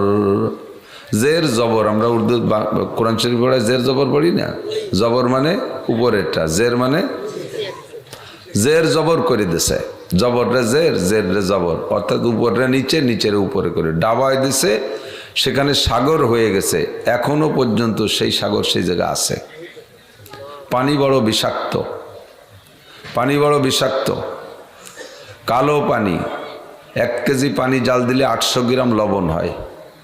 এত লবণাক্ত হওয়ার কারণে মানুষ ওর ভিতরে, যারা সাঁতার কাটতে না জানে তারাও পড়লে তলায় না, ডোবে না, ভেসে থাকে। এই গজবের শহর ধ্বংস করে দিয়েছে আল্লাহ তাআলা তাদের অন্যায়ের কারণে। আর বাকি দুনিয়া সব আছে, একটা কওমকে ধ্বংস করে দিয়েছে, এর নাম হলো সেকেন্ড কিয়ামত। কওমে আদ, কওমে সামুদ, কওমে লুত, এদেরকে আল্লাহ তাআলা এভাবে শেষ করে দিয়েছে। নূহ আলাইহিস সালাতু ওয়াস সালামের সময় 80 জনকে রাইখা বাকিরে শেষ করে দিয়েছে, সেকেন্ড কিয়ামত। এখনো পর্যন্ত এই প্রক্রিয়া চলতেছে।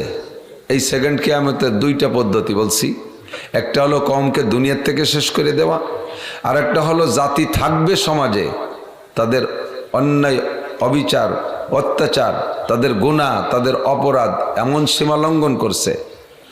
আবার কওমটা সব জায়গা ছড়িয়ে ছিটিয়ে থাকার কারণে, ওই জাতি গোষ্ঠী, ওই দল সব জায়গা ছড়িয়ে ছিটিয়ে থাকার কারণে পুরো এলাকা ধরে ধ্বংস করে দেয় নাই। যে যেখানে আছে তারে এমনভাবে রাখছে, তার চেহারা আত্মপ্রকাশ করার কায়দা নাই, সমাজে পরিচয় দেওয়ার কায়দা নাই, যে আমি অমক, আগে অমক ছিলাম, এখনো সে আছি বলার কায়দা নাই। বর্তমানে সে পরিস্থিতি আছে না নাই? চলছে কি চলছে না? নাম বলি না, শুধু পরিচয় বললাম।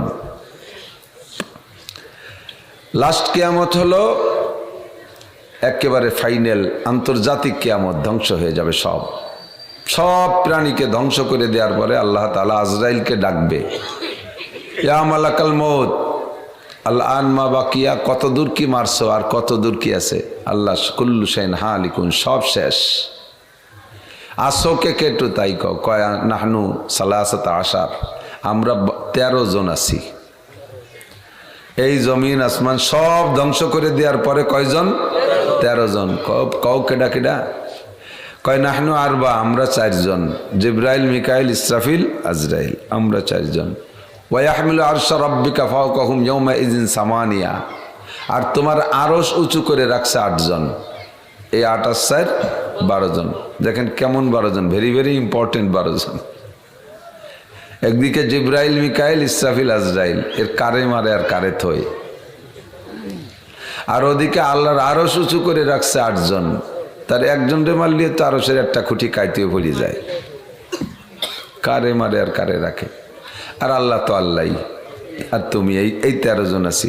আল্লাহ পাক বললেন ওই তুমি বাদে আর যে 3 জন আছে ওই বড় 4 জনের, ওই 3 জনের এক একজন করে জান কবজা করে আমার কাছে জমা দাও। জিব্রাইল রে ডাইকা জানটা নিয়ে জমা দিছে, কোনো চুচেরা করার কায়দা নেই। মিকাইলকে ডাইকা জানটা নিয়ে কবজা জমা দিছে আল্লাহর হাতে। ইসরাফিল যিনি যার সিঙ্গার ফুকে দুনিয়া ধ্বংস হয়ে গেছে তার জানটা নিয়ে জমা দিছে। এখন কেডা কেডা আছে কয় নাহনু আশারা, আমরা 10 জন আছি আল্লাহ। কেডা কেডা? আনতা ওয়া আনা ওয়া সামানিয়া, তুমি আমি আর ওই 8 জন। এবার আল্লাহ পাক বলবেন এবার ওই 8 জনের জান কবজা করো, ওদেরকে মেরে দাও। তো আজরাইল ইসলাম বলবেন আল্লাহ এই 8 জনের জান যখন যদি কবজা করে ওদের মেরে ফেলি তাহলে তোমার আরশ উঁচু করে রাখবে কেডা? ওরা তো তোমার আরশ ধরে রাখছে, তুমি তো আরশ নিয়ে হুড়মুড় করে পড়ে যাবা, তোমার আরশ ধরে রাখবে কেডা? আল্লাহ পাক বলবেন তুমি কুলহুস সূরা পড়ো। কোন সূরা? ইখলাস। কুল হুয়াল্লাহু আহাদ পড়বেন আমার সাথে? 3 বার পড়বো। আর এইটা আমরা প্রত্যেকের মরহুমদের রুহের মাগফিরাত ও ইসালে সওয়াবের নিয়ত করব। আর আজকে আপনাদের সবার কাছ থেকে কালেকশন করবো। এই 3 কুলহু আমার মারে দেবেন আপনারা। আমি এত কষ্ট রয়েছি, আমার মার সন্তান, মারে কবরে থুয়ে চলে আইছি, আপনারা আমার একটু দেবেন না আমার মার জন্যে? বিসমিল্লাহির রহমানির রহিম।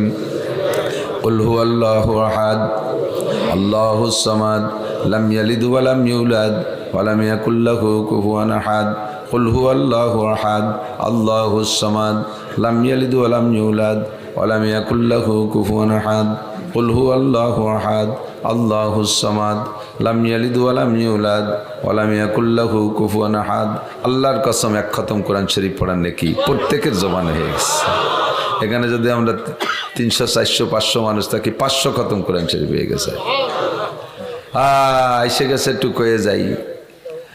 ইদা মাতাল ইনসান ইনকাতা আনহু আমালুহু, মানুষ যখন মারা যায় সব আমলের দরজা বন্ধ। নামাজ, রোজা, হজ, যাকাত, তাসবিহ, তাহলিল, জিকির, ফিকির, তিলাওয়াত, তাহাজ্জুদ, ইশরাক, কাওয়াবিন, চাষ, ফরজ, ওয়াজিব, সুন্নাত, নফল, মুস্তাহাব যত আছে কোনো কিছু মরার পরে কি করা যাবে?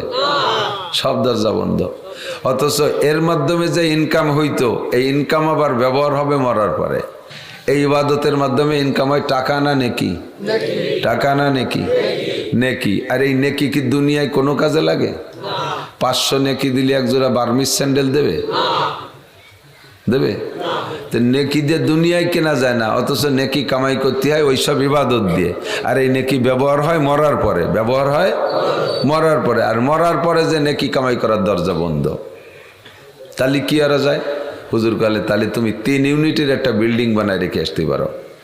সারা জীবন কামাই করছেন, খাইছেন, কামাই করছেন, খাইছেন, লাস্ট ফিনিশিং 2 কোটি টাকা জমা করছেন। যে বুড়োকালে রিটায়ার্ড হয়ে গেছি, এই রিটায়ার্ডের পরে এই ছেলে মেয়েরা খাইতে দেয় কি না দেয়, ওরা তো সব বিদেশে চলে যাচ্ছে, পরে বুড়ো বুড়িরে বৃদ্ধাশ্রমে ফেলাই দিয়ে যায় নাকি। তো বুদ্ধিমান সচেতন যারা, তারা কি করে, এই 2 কোটি টাকার 1 কোটি টাকা দিয়ে একটা বিল্ডিং বানায়, আর 1 কোটি টাকা হয়তো রেখে দেয় কাছে, অথবা 2 কোটি টাকা দিয়ে সুন্দর একটা বিল্ডিং বানাবে, 3 ইউনিটের বড় বিল্ডিং। 3টে পরিবারের ভালো মানে যদি ভাড়া দিতে পারে তাহলে 3 ইউনিট থেকে 3×10 = 3 কোটি 60,000 টাকা মাসে আসবে। তাতে বুড়ো বুড়ির ওষুধ পানি, খাবার দাবারের ব্যবস্থা হয়ে যাবে, ঠিক না? তো নবী পাক বলেন যখন তুমি মারা যাবা তখনও তুমি 3 ইউনিটের একটা বিল্ডিং খুলে রেখে আসতে পারো। কি কি ইউনিট? 1 নম্বরে সদকায়ে জারিয়া, 2 নম্বরে ওয়ালাদিন সালিহিন ইয়াদউলা, 3 নম্বরে ইলমিন ইউনতাফাউ বিহি। আল্লাহ আল্লাহ আল্লাহ আল্লাহ আল্লাহ। আমার মা 2টা একেবারে ওভারশিওর ঠিক করে দিয়ে গেছে, যেহেতু মার অর্থ নেই। তারপরও আমার মা, আমি কিছু কিছু পয়সা মার কাছে দিতাম। আমি যখন থেকে ইনকাম শিখছি আমার মা বলতেন যে বাবা তুমি প্রত্যেক মাহফিল থেকে আমারে 10 টাকা দিবা। সে সময় মাহফিলে আমি পাইতাম 100, 150, 200 টাকা। আমি মারে ডেলি 10 টাকা দিতাম। ওই 10 টাকা তারপরে যখন আমি পয়সা বেশি পাই, মা আমাকে বলতেন তুমি 100 টাকা দিবা, ডেলি 100 টাকা দিবা। এরপরে যখন আরও বেশি কামাই করছি, মা আমার কাছে আরও বেশি দাবি করলেন। আমি এই যা দিছি আমার মা নিজের হাত খরচ, নাতি নাতকুরো তো অনেক আছে। আমার মা 2 বার নানি হয়ে গেছে। আমার মার নাতনি, নাতনিও নানি হয়ে গেছে, তাহলে ডবল নানি হয়ে গেছে না? তাহলে 100, 150, 150 হয়ে গেছে মনে হয় ফুইফুনা। তেরা মাঝে মাঝে আসলে তাকে কিছু হাদিয়া তোফা দেওয়া লাগে, সৎকা টৎকা দেওয়া লাগে, দিয়ে টিয়ে মার কাছে 70-75 হাজার টাকার মতো জমা আছে। তো মা আমার এই কয়েকদিন আগে বলতেছে তুমি এই টাকা দিয়ে মাদ্রাসায় কিতাব কিনে দেবা। তাহলে 1 নম্বর সদকায় জারিয়া বলে গেছে আমার মা। 2 নম্বরে ওয়ালাদিন সালিহিন, আমার মার গর্ভে যারা জন্ম নেছে নাতি নাতনি পর্যন্ত 30-এর উপরে হাফেজে কোরআন তৈরি করে দিয়ে গেছে। আজকে আমার ছেলেপেলেরা এরা জায়গায় বসে 1 ঘন্টায় 1 ঘন্টায় 3 খতম কোরআন শরীফ পড়ছে। এরপরে দাফন করা শুরু থেকে নিয়ে আমার হাফেজরা সব মার কবরের পাশে দাঁড়াইয়া এরা সবাই একবার করে সূরা ইয়াসিনও পড়ে ফেলাইছে। তাহলে ও কেমন ওলাদে সালেহ রেখে গেছে। আমরা 4 ভাই আলেম। আমার বড় ভাই বনানী চেয়ারম্যান বাড়ি মাদ্রাসার প্রিন্সিপাল, ছোট 2 ভাই গাজীপুর 2 মসজিদের ইমাম ও খতিব, সাথে 2 মাদ্রাসার মুদাররিস। আর আমার তো সবাই চেনেন। আমার 5 ছেলে মেয়ে হাফেজ, 4 ছেলে 1 মেয়ে হাফেজ। আমার ছেলেরা সবাই উমরা করে আসছে। বাইর বিটা বাগ্নি সব আলেম হাফেজ। তাহলে নেক্সট সন্তান রেখে গেছে জিয়ারতের জন্য। 2টি আমার ইউনিট খুলে গেছে আমার মা। 3 নম্বরে ইলমি ইউনতাফাউ বিহি, আমরা যে কয়টা ভাই বোন কোরআন শরীফ পড়তে পারি সবাই পারি আলহামদুলিল্লাহ। তা আমাদের সবাইয়ের কোরআন শরীফ পড়ার উস্তাদ আমার মা। আমি যে শুদ্ধতায় কোরআন শরীফ পড়ি এটা আমার মার কাছ থেকে শিখেছি। 2 জুমা আগে আমার মা শুক্রবারে শুয়ে রয়েছে। আমি বললি মা আমি জুমার নামাজ পড়াইতে যাচ্ছি, মা দোয়া করেন। মা কো সাইজ কি বার, হুশ নেই তো? বলে আমি তো মা আজ তো শুক্রবার জুমার দিন, তো জুমার দিন তাই তোমরা আমার বলবা না আমি একটু সূরা কাহফটা পড়তাম? আপনি তো বসতে পারেন না, কোরআন শরীফ দেবো দেখে পড়বেন? কেন মুখস্থ পড়বো বললেই আমার মা 1 পৃষ্ঠা সূরা কাহফ মুখস্থ পড়ে ফেলাইছে। আমার পড়ে বলছে হয়েছে আমার পড়া? জি মা হয়েছে। ওয়ালাদিন সালিহিনে দৌলা। তো 3 কুলহুতে 1 খতম আমার মা আমাদেরকে রেখে গেছে। আমি সারা বাংলাদেশে এই মাসে সামনে রমজান পর্যন্ত যত মাহফিল আছে আমার মার জন্য আমি কালেকশন করব। মাদ্রাসা আলাকের জন্য টাকা কালেকশন করতে পারি না, কিন্তু আমার মার জন্য কালেকশন করতে পারবো ইনশাআল্লাহ। সাথে যে পড়বেন তারও তো মা বাপ পেয়ে যাবেন। ওইটা তো খালি একদিক গেলে আর একদিক যায় না, এরকম না। সূর্য যদি আকাশে ওঠে তাহলে কি একদিক আলো দেয় আর একদিক অন্ধকার থাকে নাকি? সারা দুনিয়া আলো হয়ে যায় না? তো 1 খতম কোরআন শরীফ হলে ওটা আপনি আমারও দিতে পারবেন, আপনার মা বাপরাও দিতে পারবেন। কাজেই সুযোগে সবাইটা ইনকাম করে নিলাম একসাথে। তো আজরাইলকে আল্লাহ পাক বলবেন তুমি সূরা ইখলাস পড়ো। আজরাইল সালাম পড়বেন কুল হু আল্লাহু আহাদ। বলো সে আল্লাহ কয়জন? বলবেন না? আল্লাহ কয়জন? না 33 কোটি? আল্লাহ একজন। কুল হু আল্লাহু আহাদ আল্লাহুস সামাদ। এই আয়াতে যাইয়া আজরাইলে ঠেকাই দিছে। পড়ো আল্লাহুস সামাদ। আল্লাহ অমুখাপেক্ষী। আল্লাহ অমুখাপেক্ষী, কাহারও কাছে ঠেকা। আমার আল্লাহ কি এরকম যে বছরের শেষে রং উঠে যায়, শেষে আল্লাহ সাতকুরো পড়ে গেছে, আল্লাহরে দেখতে ভালো দেওয়া যাচ্ছে না, শেষে ইন্ডিয়ার চেয়ে মিস্ত্রি নিয়ে আল্লাহরে রং দেওয়া লাগবে? আমাকে আল্লাহ কি এরকম আল্লাহ নাকি? আমাকে আল্লাহর রং ওঠে? আমাকে আল্লাহর রং ডিসকালার হয়? ওই রং কেউ জানে যে কি রং? রং আছে, কোরআন শরীফে আছে সিবগাতাল্লাহি ওয়া মান আহসানু মিনাল্লাহি সিবগাতাল্লাহি ওয়া মান আহসানু মিনাল্লাহি সিবগা। আল্লাহর রং আছে, আল্লাহর রঙের চাইতে ভালো দুনিয়ায় কোনো রং নাই। সেম রঙও নাই যে ওই রং উঠে গেছে সেম রং দিয়ে তুলাম। আমার আল্লাহ কারো কাছে রঙের ঠেকানা। আমার আল্লাহ বছরের শেষে যে দুর্বল হয়ে পড়ে না, যে 3 পাশে বাঁশ বাঁধাই দিয়ে পিছন দিয়ে একখান ঢুকোই দিয়ে খাড়া হয়ে যায় তুতি হবে, আর না আল্লাহ পড়ে যেতে পারে ঠেলা ধাক্কা লাগিয়ে। আল্লাহ কি এরকম দুর্বল নাকি? তা আল্লাহুস সামাদ মানে আল্লাহ অমুখাপেক্ষী, কাহারও কাছে ঠেকানা। বলো আজরাইল আমি কি কের কাছে ঠেকা? কয় না আল্লাহ তুমি কের কাছে ঠেকানা। তাই তুমি যদি কও যে আরশ বহন করে আর জন্য মারিয়ে ফেললে আমি পড়ে যাবানি, তাহলে ওর কাছে আমি ঠেকা হয়ে গেলাম না? কথা কন জি? আল্লাহ আমার খেয়াল ছিল না জি। তোমারও ওকে মেরে দাও। যখন বুঝলেন যে আল্লাহ ঠেকানা, ওই 8 জনরে মেরে দিছে। আল্লাহর আরশ যেখানে আছে তেমনই রয়ে গেছে, আল্লাহ একটু নড়ে চড়ে নেই। 8 জনরে মারার পরে এখন কালান মা বাকিয়া আজরাইল কেডা কেডা আছে? কান্তাওয়ানা নাই কেউ, তুমি আর আমি 2 জন আছি। আল্লাহ কয় আমার সম্পর্কে তোমার অভিজ্ঞতা আছে? আমি কেডা? কয় তুমি তো তুমি। কয় না আর একটা গুণ আছে, আনা হাইয়ুন কাইয়ুম। আনা হাইয়ুন কাইয়ুম, আমি আল্লাহ তাআলা হাই কাইয়ুম। আল্লাহু লা ইলাহা ইল্লা হুয়াল হাইয়ুল কাইয়ুম। আমি হাই, আমি চিরস্থায়ী চিরঞ্জীব। কাইয়ুম, আমি চির অবিনশ্বর, আমি ধ্বংস হই না। কুল্লু শাইন হালিকুন, সব ধ্বংস হবে, ইল্লা ওয়াজহুল্লাহ, থাকবে শুধু আমার চেহারা। তাহলে কি বলতে চাচ্ছ আল্লাহ একটু ভালো করে বুঝোই কও। কয় তাহলে বলতে চাচ্ছি আমি বাদে সব যে তোমার হবে শেষ হবে, কাজে এবার তোমার জানটাও দাও। তুমি তো একা আসো, আমি বাদে তোমার জানটা দাও। আজরাইলকে আল্লাহ আমারও মূর্তি হবে, আমারও মূর্তি হবে। আল্লাহ কয় তোমার মূর্তি হবে না, তুমি কোরআন শরীফের আয়াত পড়ে দাও। ওর মধ্যে কি লেখছে? কোন আয়াত পড়বো? কয় পড়ো, কুল্লু নাফসিন যায়কাতুল মাউত, কুল্লু নাফসিন যায়কাতুল মাউত, সমস্ত প্রাণী মরণশীল, ঠিক না? তাহলে আজরাইল বলো তুমি কি প্রাণী না অপ্রাণী? জি আল্লাহ আমি তো প্রাণী। তা আমার এই কথা ঠিক রাখার জন্য তোমাকেও মরতে হবে। তা আমি তো সবাই রে মারলাম, আমারে কে মারবে? কয় তুমি আত্মহত্যা করবা, তুমি আত্মহত্যা করবা, পিস্তল দিয়ে মাথায় বাঁধাই দিয়ে গুলিয়ে দেবা, সিটে পড়ে যাওয়া। তা আমি কোন সিস্টেমে? আমি তো মারছি আমার সিস্টেমে, সবাই রে মারছি, তা আমি কোন সিস্টেমে মরবো? তুমি সেই সিস্টেমে বুকের উপরে হাত দিয়ে মুঠ করে টান দিবা, বাকি কাজ আমার। আজরাইল বুকের উপরে হাত দিয়ে মুঠ করে টান দিছে, আর আল্লাহ কয় ওয়াইদা আরাদা শাইআন আইয়াকুল লাহু কুন ফায়াকুন। আল্লাহ কিছু করার ইচ্ছা করলে শুধু কুন শব্দ বলে, আর বললে তা হয়ে যায়। কি বললেন? কুন মাইয়াতান ইয়া মালাকাল মাউত কুন মাইয়াতান, আজরাইল তুমি মরে যাও। বলার সাথে সাথে তার মুঠের মধ্যে তার জান বেরোয় চলে আসছে। এই আজরাইলের জান বেরোনোর সময় আজরাইল এমন একটা চিৎকার মারবে, যদি পৃথিবীতে সমস্ত প্রাণীগুলো, সমস্ত ফেরেশতা সহ সব প্রাণী বেঁচে থাকতো, তার জান বেরোনোর সময় যে চিৎকার একটা আওয়াজ দিবে, ওই আওয়াজ যদি সবার উপস্থিতিতে দিত, সমস্ত প্রাণী কলজে ফেটে মারা যাইত। এত জোরে। আজরাইল কতটুক? আজরাইলের মূল বডি কতটুক তত জানি না। সারা পৃথিবীতে যত পানি আছে, আজরাইল যদি তার মূল বডি রূপ ধারণ করে, সারা পৃথিবীর সমস্ত পানি তার মাথায় ঢেলে দিলে মাথার তালু ভিজে চুলের আগা পর্যন্ত আসবে না। সারা পৃথিবীতে কি 10 মণ পানি হবে না? 500 মণ পানি। তো পানি কট্টুক আছে সবাই জানা আছে।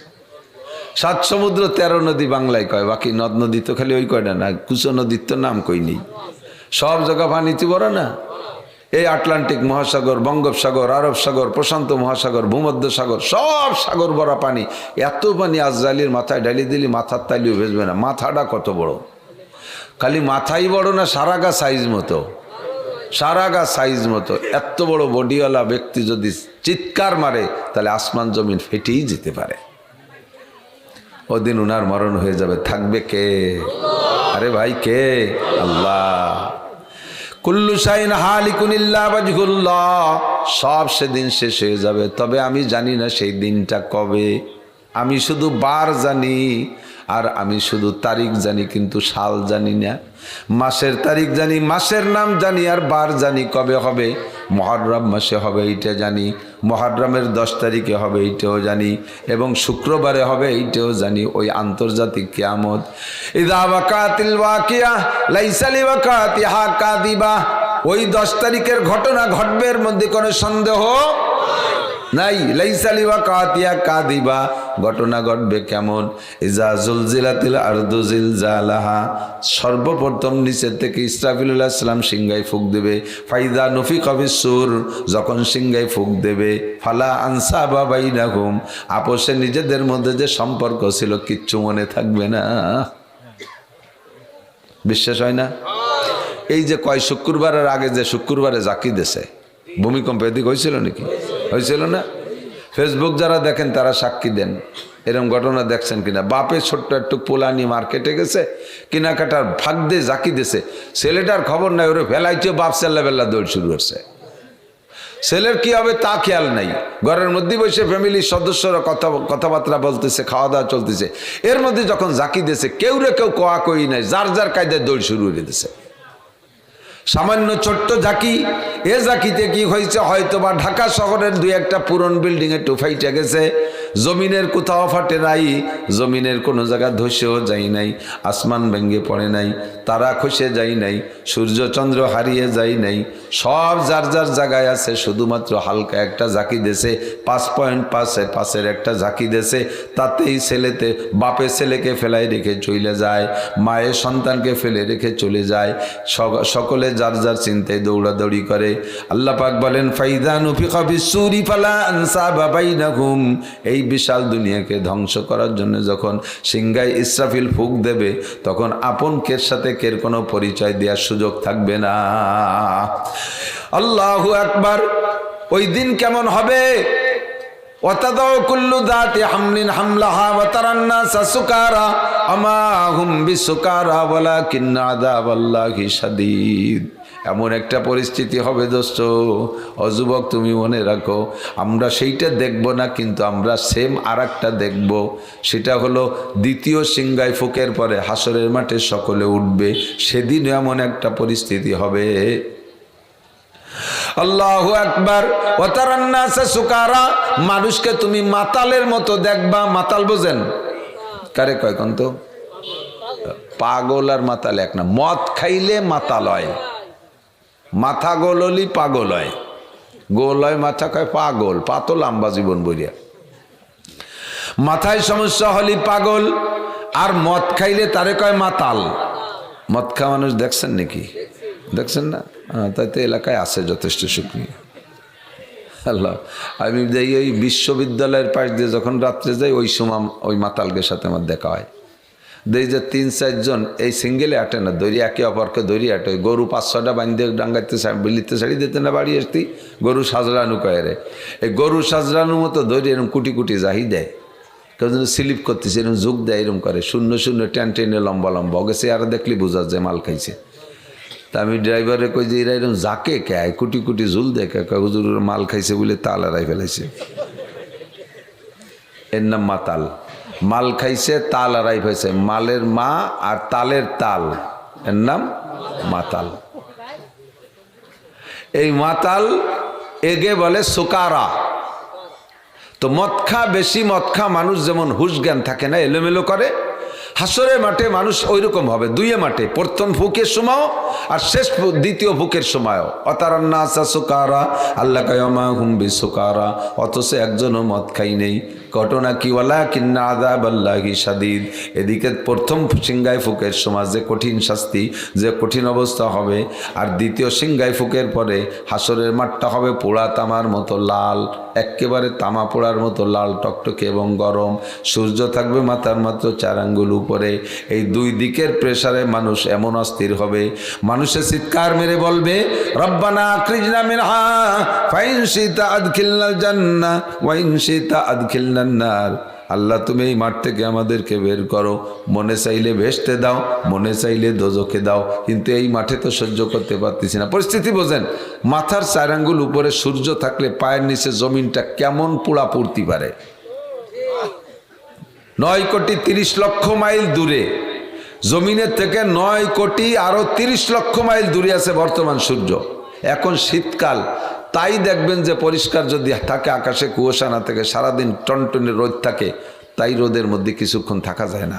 চৈত্র বৈশাখ মাসে কি অবস্থা? মধ্যপ্রাচ্যে যে দেশে গরমের দেশ, সে দেশে কি অবস্থা? যাই তো হজে উমরায় যাই তো দেখি তো কি গরম, রাত ভর বাতাস আসে, কেমন যেন আগুন আসতেছে। দিনের বেলা বাহিরে দাঁড়ানো যায় না। কোনো পাথরের উপরে খালি পায়ে দেওয়ার কায়দা নাই, বালুর উপরে দাঁড়ানোর কায়দা নাই। জাবালে মালাইকা, বদর প্রান্তে আছে জাবালে মালাইকা, বালির পাহাড়। ফেরেস্তারা 5000 ফেরেস্তা বদরের যুদ্ধের জন্য আল্লাহ যে 5000 ফেরেস্তা পাঠাইছিলেন, ওই ফেরেস্তারা ল্যান্ড করছিলেন যেই পাহাড়ের উপরে। পাহাড়টা সম্পূর্ণ বালুর পাহাড়, স্বর্ণের মতো চিকচিক করে, সোনালি কালারের বালি, বিশাল উঁচু পাহাড়। ভাবলাম যে ফেরেস্তারা জিব্রাইলরা নামছিলেন এখানে, তো আমি একটু নামিয়ে যাই। গাড়িতে নামিয়ে জুতা পায়ে উঠতে